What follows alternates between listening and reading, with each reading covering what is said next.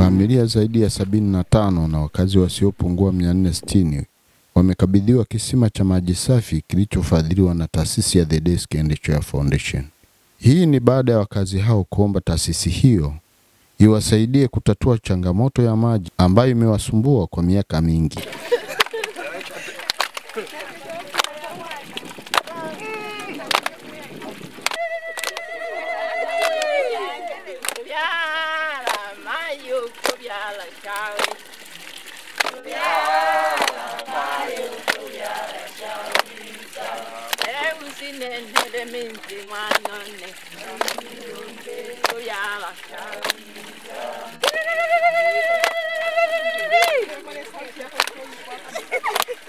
Unene lina lyane Laurencia Mwanaluka nolo kundi Mwanaluka na lelo mpasana hakutwenela lwenze tolelo mpile jakete nekijiji pye tolelo mpile je kitongoji shishabukala kwandie kale tojera kakete kuzozozo uko kumpoka yisekete uko tukalimakaneyo hangi abahabese.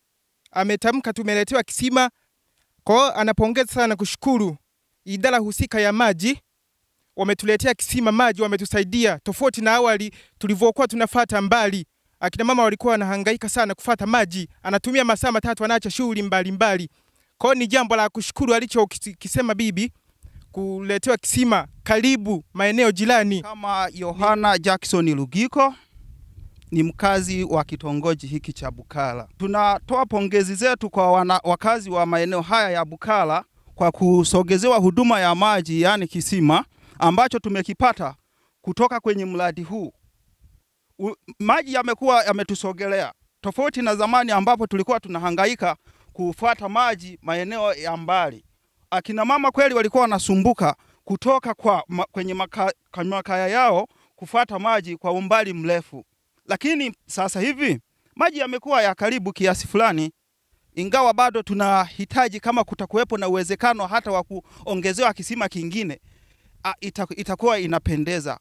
Lakini kwa sasa kiasi fulani maji yamekuwa ni ya karibu. Tunatoa shukrani nyingi sana kwa wahusika wa mradi wa kisima hiki ambacho leo tumekabidhiwa. Asanteni sana. Mimi naitwa Weja Lucas Rubasha, mwenyekiti kitongoji Bukala.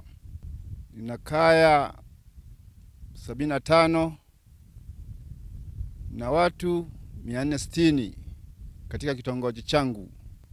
Kwanza na ushukuru sana mradi huu wa maji kutuletea maji kama haya. Zamani tulikuwa na usumbufu sana wa maji, lakini sasa hivi usumbufu umekuwa nusu kidogo umepungua. Maji yamekuwa kidogo karibu. Endapo bado hatujatosha sana, tunahitaji kama kuna uwezekano watuongezee kisima kingine, itakuwa vyema sana. Pili, na washukuru wadhamini wetu kututekelezea maombi yetu wakatuletea maji kama haya ambayo tunatumia sasa hivi. Na waombea kwa Mwenyezi Mungu awaongezee baraka tele, shughuli zao ziweze kufanikiwa